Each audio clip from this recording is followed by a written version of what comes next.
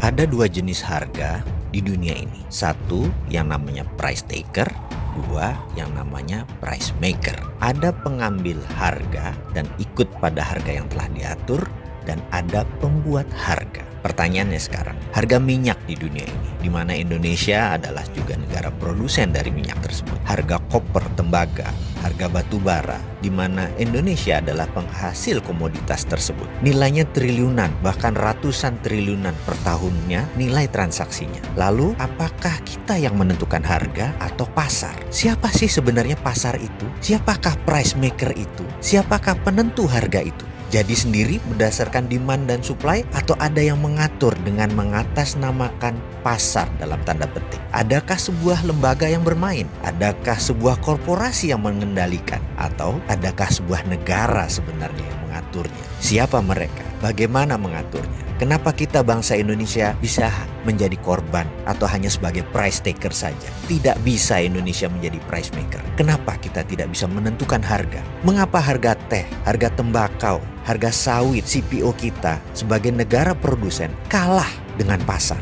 Atau karena bursanya di Bremen, di negara lain, atau bursanya untuk CPO ada di Malaysia. Walaupun Indonesia penghasil CPO terbesar di dunia, kita menjadi tidak berdaulat karena bursanya bukan di Indonesia. Apa karena itu? Mengapa ke depan kita tidak menjadi price maker saja? Untuk menjadi negara berdaulat, harus ada yang Indonesia dominasi. Dengan adanya yang Indonesia dominasi, maka kita punya efek penggentar atau deterrent effect. Kita lihat peta dominasi dunia. Entertainment didominasi Hollywood, Amerika. Trading, perdagangan dan logistik lebih dari 60% didominasi oleh China. Militer didominasi oleh Amerika. Anggaran militer itu 1000 billion, atau kalau seluruh dunia anggaran militernya dijumlahkan, termasuk China, Indonesia dan lain sebagainya, nggak ada apa-apanya dengan anggaran militer Amerika per tahunnya. Bisa bayangkan, jadi Amerika mendominasi militer. Teknologi informasi masih didominasi Amerika. Kosmetik kecantikan didominasi oleh Korea Selatan. Keuangan masih didominasi oleh Wall Street, Amerika. Minyak BBM, fisiknya mungkin di Timur Tengah,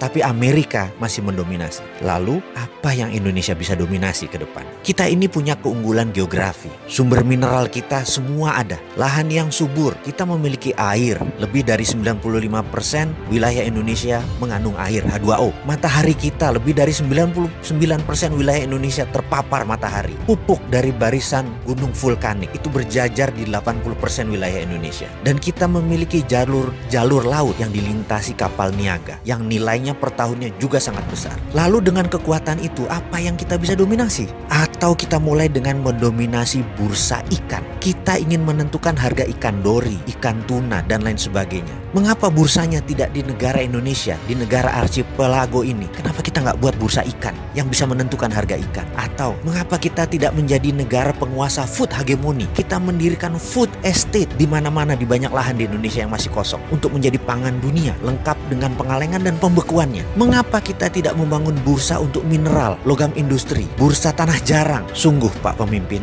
mengelola negara kalau normal itu membosankan. Terkadang kita perlu sedikit gila untuk membangun bangsa ini. Itu baru namanya revolusi.